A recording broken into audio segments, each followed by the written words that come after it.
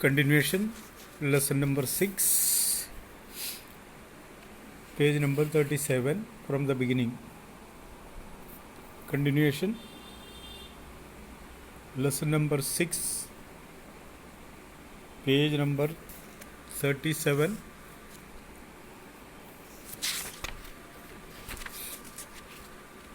The making of a scientist.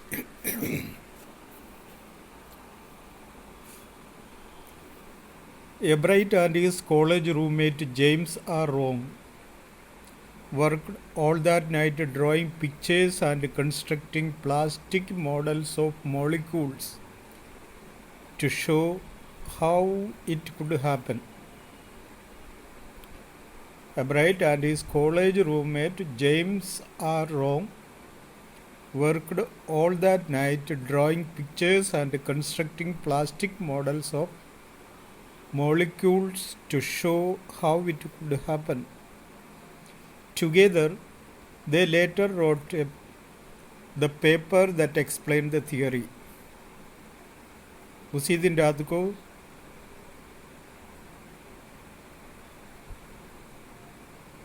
उसके college mate, that means college roommates James R Wong के साथ मिलकर कई तस्वीर बनाया और उसके बाद constructing plastic models of molecules का प्लास्टिक मॉडल्स बनाया to show how it could happen, ये कैसा होता है. और इसके अलावा together they later wrote the paper that explain the theory, और उसके बाद उसका जो थियोरी भी एक कागज़ में लिखा. Surprising no one who knew him, Richard Ebright graduated from Harvard with the highest honors, second in his class of 1550 students. Harvard university में वो सेकंड स्थान में आ गए. Ebright went on to become ये graduate students researcher at Harvard Medical School. There he began doing experiments to test his theory. और उसके बाद हार्वर्ड मेडिकल स्कूल के रिसर्च सेंटर में काम करके वो अपना थियोरी का प्रूफ का परीक्षण करते रहा. There he began doing experiments to test his theory, और अपना थियोरी को टेस्ट करने के लिए उन्होंने परीक्षण करना शुरू किया. If the theory proves correct, it will be a big step towards understanding the process of life.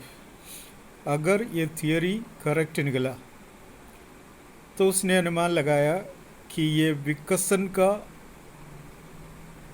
एक कदम है जो प्रोसेस ऑफ लाइफ के बारे में उसने आविष्कार किया. It might also lead a new idea for preventing some types of cancer and other diseases. All of this is possible because of Ebright's scientific curiosity.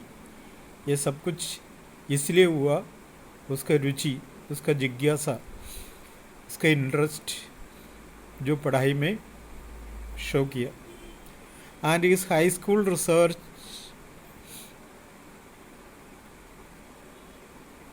into the purpose of the spots on a monarch pupa eventually led him to his theory about cell life. Monarch pupa के ऊपर दिखाई दिया हुआ जो sports है उसके through एक उस केमिकल्स बनाया जाता है, और ये उसका जीवन के लिए इम्पोर्टेंट चीज़ है. इसका रिसर्च करके आविष्कार करने का नतीजा था उसका आगे का पढ़ाई का रुचि. Richard Ebright has been interested in science since the first began collecting butterflies. उसका ये रुचि जब वो सबसे पहले बटरफ्लाई कलेक्शन शुरू किया था तब से स्टार्ट हुआ. But not so deeply that he has no time for other interest. और किसी चीज़ के बारे में ध्यान देने के लिए उनके पास टाइम भी नहीं था, उसको इंटरेस्ट भी नहीं था. Ebright also became a champion debater and public speaker and a good canoeist and all around outdoor person.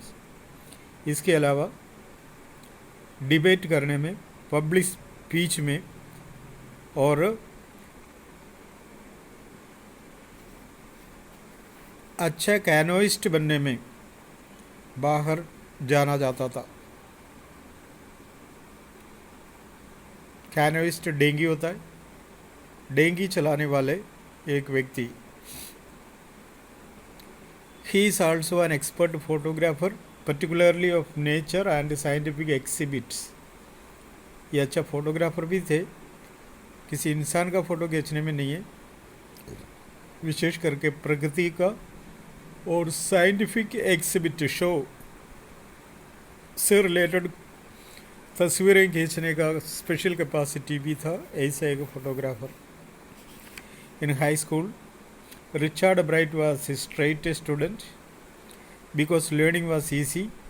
He turned a lot of his energy towards the debating and model United Nations clubs। पढ़ाई के साथ साथ वो अन्य field में भी ज़्यादा रुचि रखा। He turned a lot of his energy towards the debating। अपना एनर्जी डिबेटिंग के लिए और इस्तेमाल किया। वो कहाँ पर पूछा है तो ऑब्जेक्टिव टाइप में आया था, मॉडल यूनाइटेड नेशंस क्लब।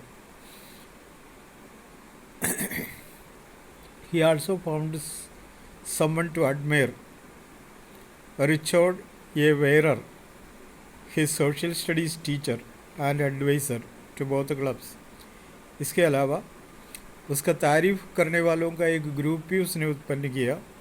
उसमें मेन है रिचर्ड ए वेरर, उसका सोशल स्टडीज़ टीचर है, उसके थ्रू और ये बाहर लोगों का आराधक बनने का भी चांस लिया। And Mister Wehrer was the perfect person for me then. उस टाइम मेरे लिए सबसे अच्छा टीचर तो वही रहा। याद करें, नोट करें, स्पेलिंग सीखें, ऑब्जेक्टिव टाइप में आने का संभावना।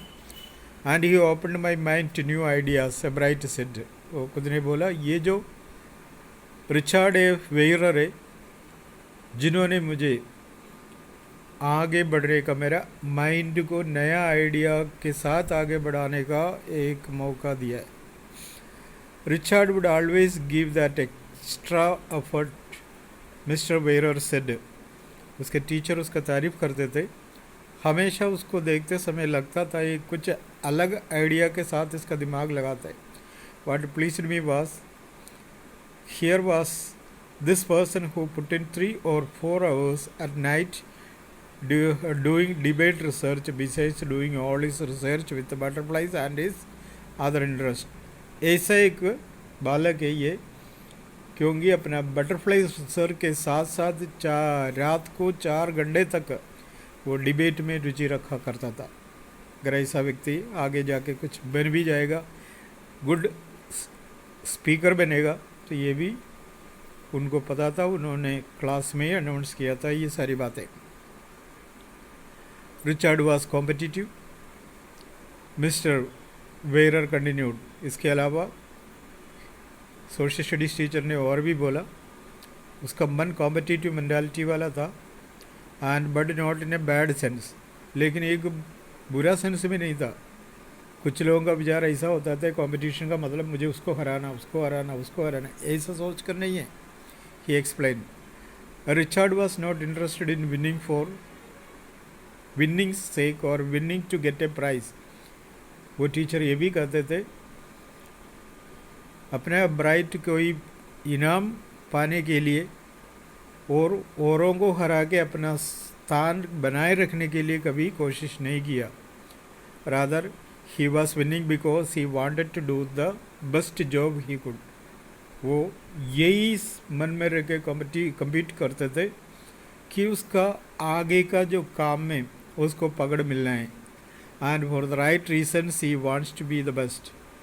कोई पूछा है तो बस ये बताएं कि उसका मेहनत का फल है, उसने सही तरीका अपनाया इसी उद्देश्य के साथ ये आराम से अपना आगे काम में लगे रहा, उसका हिस्ट्री टीचर ने बताया।